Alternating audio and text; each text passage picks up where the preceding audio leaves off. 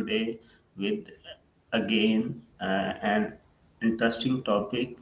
Uh, Good morning to everyone. I would like to start my conversation with AI apps. इसमें Maya, good morning. I would like to start discussion on exploring the future of augmented reality. Are you ready for the topic? Good morning to you too, Rashi. And yes, absolutely. Let's talk augmented reality.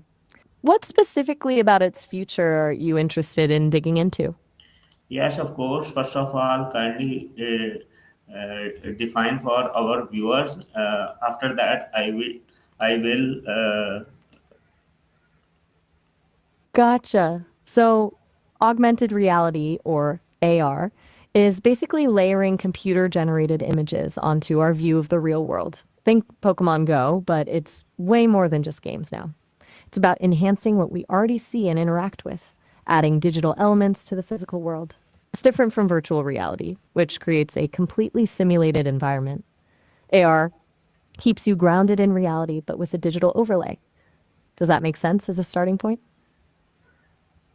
Yes, of course. How do you think augmented reality will change the way of students learn complex subject in the future? Explain with example or real life or some researches. Okay, so AR has huge potential to shake up education. Right now, learning complex stuff often relies on abstract concepts in textbooks. AR can make those concepts tangible. For example, imagine learning about the human heart. Instead of a diagram, you could use an AR app to project a beating, 3D heart onto your desk, rotate it, zoom in on different parts, and see how everything functions. That's way more engaging and easier to grasp than a static image. There's research backing this up. A study at the University of Maryland found that students learning about DNA structure with AR performed significantly better on tests than students who learned using traditional methods. Another example, Case Western Reserve University used AR to teach anatomy and physiology, with students scoring 34% higher on exams. It's not just about memorization either. AR encourages active exploration and experimentation, which is key to deeper understanding. It moves learning from passive to participatory. Thank you so much for giving me useful insights. Now, I want to know what are some real world industries that will benefit the most of AR and why. Elaborate. You're welcome. All right, so a bunch of industries are poised to be really disrupted by AR.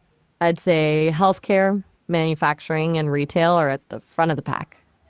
In healthcare, surgeons can use AR to overlay scans onto a patient's body during surgery, giving them a real time X ray vision to guide their procedures. It's about precision and minimizing invasiveness. Manufacturing is already using AR for things like assembly and maintenance. Technicians can see step by step instructions projected directly onto the equipment they're working on, which reduces errors and speeds up repairs. Boeing actually saw a 25% increase in first time quality with AR guided assembly. Then you have retail. Think about furniture shopping. Instead of guessing if a sofa will fit in your living room, you can use an AR app to virtually place it there before you buy it. It boosts confidence and reduces returns. IKEA's Place app is a good example of that. Essentially, any industry where visualization, remote assistance, or precision are important is going to benefit massively. It's about streamlining processes and improving outcomes. Thank you so much. You got it. Anything else on your mind regarding AR, or would you like to switch gears to a different topic? Yes, of course. What challenges do companies face when trying to integrate AR into their existing system and workflows? Explain. Good question. It's not just plug and play, that's for sure. A lot of companies run into hurdles. One of the biggest is the initial cost. Developing AR applications and purchasing the necessary hardware can be expensive. Beyond that, there's a skill set gap. You need developers who understand AR, but also people who can integrate it with existing IT infrastructure. Data security is also a major concern. If AR systems are collecting and displaying sensitive data, you need robust security measures. Then there's the user experience piece. A poorly designed AR app can be clunky and frustrating, and people won't use it. Another thing is interoperability, making sure AR systems work seamlessly with existing software and hardware. Finally, employee training is huge. You can't just hand people AR headsets and expect them to know how to use them effectively. It requires dedicated training and change management. Basically, successful AR integration needs a well thought out strategy that addresses both the technical and the human aspects. Thank you so much for giving me useful insight. Now, I would like to ask how can AR improve everyday tasks such as shopping, navigation, and home repair? Absolutely. AR's potential to improve daily life is pretty substantial. For shopping, we've touched on it, but imagine trying on clothes virtually, seeing how makeup looks on you, or visualizing different paint colors in your home before you even buy them. For navigation, think beyond just pointing you in the right direction. AR could overlay arrows directly onto the street, showing you exactly where to turn, or highlight points of interest as you walk by. It would go beyond what's possible with a map on your phone. And with home repair, AR could be a game changer.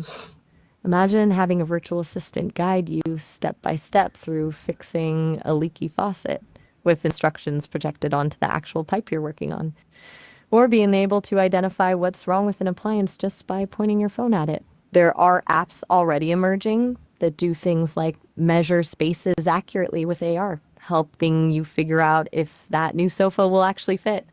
It's about making everyday tasks easier, more efficient, and less prone to error.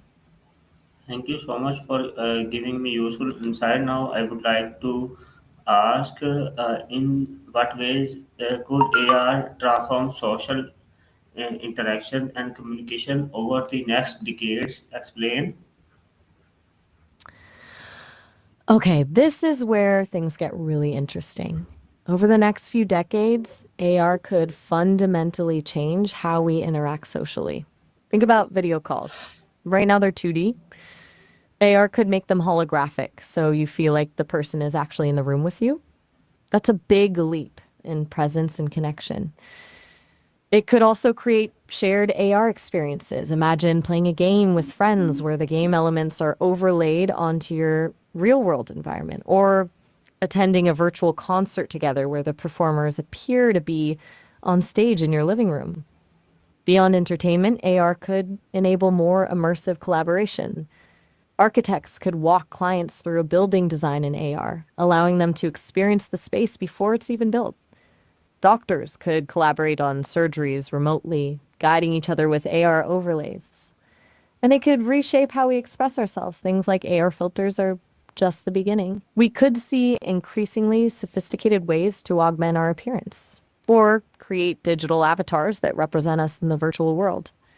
The biggest shift, though, is likely to be a blurring of the lines between the physical and digital. Our social lives will become less defined by location and more about shared experiences, regardless of where people are physically. It's a bit futuristic, but that's Thank you. the direction. Thank you for You're very, useful insights. No, I'm going to you're end here. Thank you for now. See you later with another conversation. Take care.